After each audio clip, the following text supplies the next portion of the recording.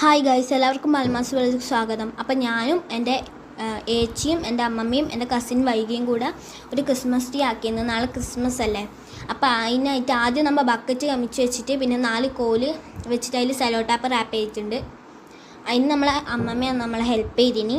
എന്നിട്ട് നമ്മൾ tree paper roll ചെയ്ത് കൊടുക്കുന്നുണ്ട്.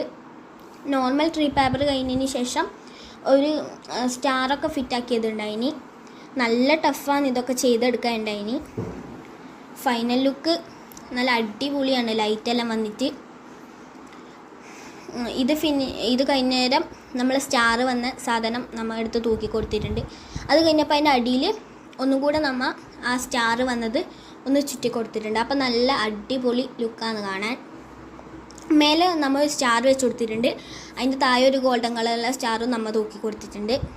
അത് കഴിഞ്ഞിട്ട് നമ്മൻ്റെ ഡെക്കറേഷൻ എല്ലാം ചെയ്തു.